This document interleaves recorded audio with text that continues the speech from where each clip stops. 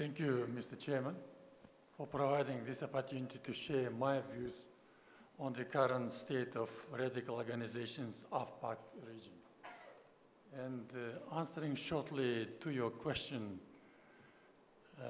about the hope. Yes, there is always a hope that the situation will be improved, and that's why we are here, in order to achieve these goals.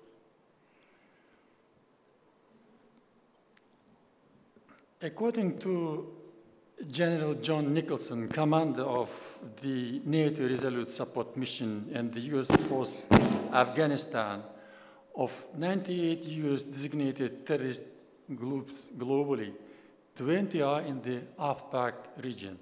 This is the highest concentration anywhere in the world, and you, Mr. Chairman, just 2 minutes ago confirmed these figures. Among these terrorist and militant organizations active in the region, the following are of particular note: ISIL Khorasan, Al-Qaeda, the Taliban movement, the Islamic movement of Uzbekistan, Tehrik-e-Taliban Pakistan, and Lashkar-e-Taiba. The top two organizations of concern for General Nicholson are the Al-Qaeda and the Islamic State. These two have transnational ambitions. Further commenting the situation in Afghanistan, General stated that more radicalized elements of our groups ready to join the Islamic State for two reasons. One, they may agree with the ideology, or two, the money. There is direct financial support flowing from Syria to Afghanistan. An Islamic State fighter is paid almost twice as much as a Taliban fighter. Most recently, the proximity of Central Asia to areas of Afghanistan that ISIL Khorasan has come to control has rendered it vulnerable to potential ISIL Khorasan infiltration efforts and attacks. Moreover, the government and civil society institutions and underdeployment, poverty, corruption, and illiteracy in Afghanistan are, it is believed, contribute to terrorist and extremist organizations, including ISIL Khorasan's development in Afghanistan and the region. Despite measures being undertaken by regional countries, according to some sources, there are now approximately 3,000 people from Central Asian republics fighting as a part of ISIL in the Middle East. Pertaining to the number of nationals fighting for ISIL, the following countries claim these respective figures: Tajikistan, 400, Kyrgyzstan, 300, 350, Turkmenistan, approximately 300, and Kazakhstan, 250. After defeat in the war in Syria, many of these fighters will try to come back to the Central Asia and Afghanistan to join the ranks of ISIL Khorasan fighters. Estimates of the number of ISIL Khorasan fighters in Afghanistan vary widely. And General John Nicholson, commander of US and NATO forces in Afghanistan, estimated between 1,000 and 1,500 fighters. Pentagon estimated 3,000 fighters. My interlocutors in Afghanistan estimate the strength of ISIL Khorasan in the country to be approximately 7,000, 9,000 fighters. British sources estimate 10,000 fighters as of December 2017. Russia also estimates 10,000 fighters. The exact number of Central Asian citizens in the ranks of ISIL Khorasan is not known. Currently, it appears that ISIL Khorasan remains largely regional in nature, but not entirely so. For the time being, ISIL Khorasan presence remains mostly limited to Nangarhar, Kunar, and Juzjan provinces, and the local population and the majority of Taliban resent ISIL presence.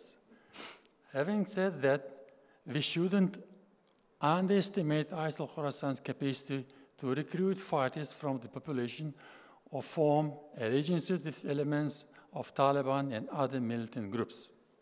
There are also credible reports that ISIL harassed presence in a larger number of provinces than this. As for the Islamic movement of Uzbekistan, according to some estimates, there are more than 1,000 fighters in the ranks of IMU. According to information obtained from the meetings with a number of people from provinces where these terrorist groups are most active, their current success is based on the following main elements.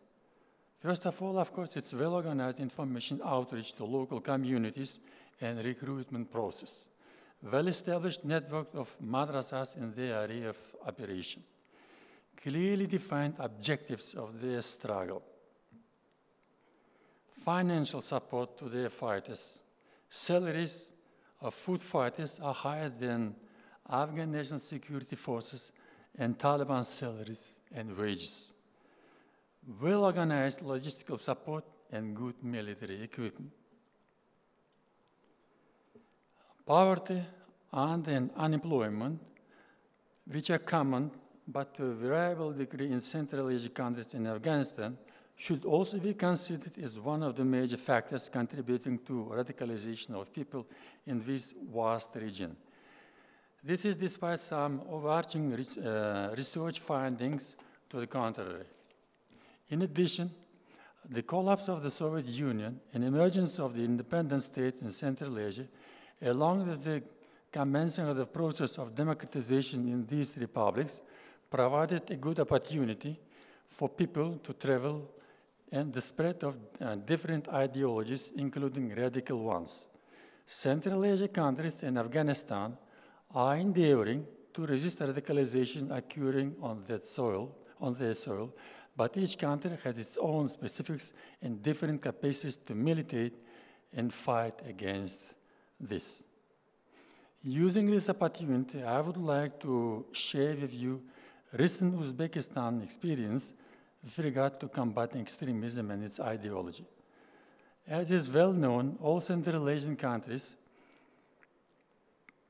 from the beginning of their independence started to undertake strong measures against extremism and terror groups to ensure security and sustainable development in their countries.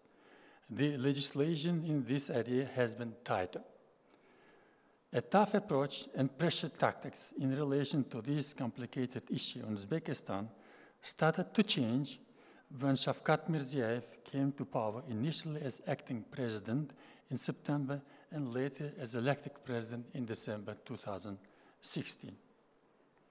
As he stated, the most important task is to fight for the minds of people, especially young people.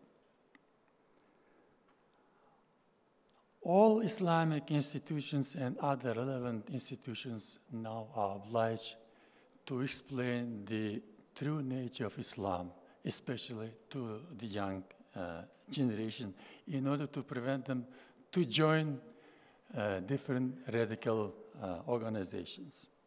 Thus, the President demonstrated a new approach toward issues related to restraining extremism and the role of religion in enlightening people, especially youth, that constitutes about 60% of population of the Central Asian region and significantly exceeds world average figures.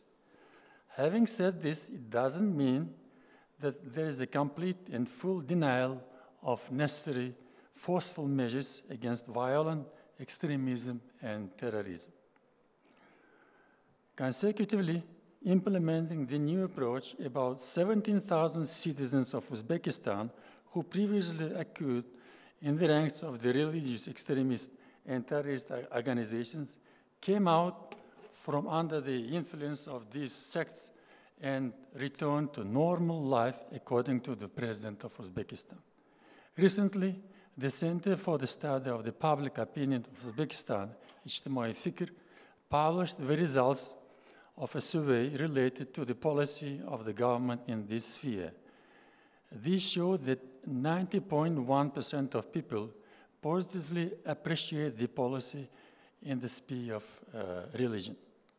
Summarizing this short overview of the new trend in the policy with regard to combating extremism, it should be noted that the government of Uzbekistan started large-scale work in order to bring to the public an inevitable spiritual heritage of great thinkers through enlightenment and improvement of education, coupled with rise of living standards of people. All institutions are being encouraged to take more responsibility for the enlightened education of people, especially youth. It appears that Uzbek experience would be useful for those countries facing similar problems in combating violent extremism. So, in here, responding to your, I am finishing, yes. Responding to your question about the current situation in Afghanistan, I would like to say that unfortunately, the situation still remains very volatile. And you can see and observe different scale clashes and fightings in different provinces of Afghanistan. If you remember, in 2015, Kunduz Provincial Center, Kunduz city was captured by Taliban. In 2016-17, very tense situation was in Badakhshan. Currently, the same tough and serious situation in Farah city. But of course, government of Afghanistan is undertaking necessary measures in order to control this situation. And shortly about the recent efforts of Afghan government with regard to combating extremism. One can see that Afghan leadership is consistently trying to undertake concerted efforts to combat extremism and to enter into cooperation with neighboring countries and international organizations in efforts to ensure security inside the country. Indeed, particularly through strengthening its security forces. At the same time, national unity government is trying to find peaceful measures. For example, to talk to the Taliban and other opposing groups. As a result of this approach, Hezb Islami Gulbuddin and its leader has formally joined the peace process. The most recent Kabul conference, held on 28th of February 2018, saw the stated readiness of President Ghani to continue efforts to talk directly to Taliban. His peace plan includes amending the constitution, amnesty for Taliban fighters, recognition of Taliban as a political party, and lifting sanctions on their leaders. However, this is predicated on the Taliban's recognition on the Afghan government. So, just to save our time, I would like to say that all Central Asian countries have a vital interest in a stable Afghanistan. Stability and reduction of extremism activities cannot be achieved without improvement in the education sector, long-term economic growth, strengthened trade relations, and progress in infrastructure developments. Unfortunately, neighboring countries in Afghanistan lack of common strategy to address this issue. Afghanistan needs sustainable economic assistance in order to become stable, safe, and prosperous, and should be seen as a part of the solution rather than the problem. With close cooperation between the international community and the Afghan government, the threats of extremism and terrorism can be mitigated and regional stability enhanced. We hope the Tashkent Conference on Afghanistan, which is to be held in the end of March, will provide better understanding of this long-lasting crisis and help to find the way towards peace and stability in this region. Thank you very much. Thank you.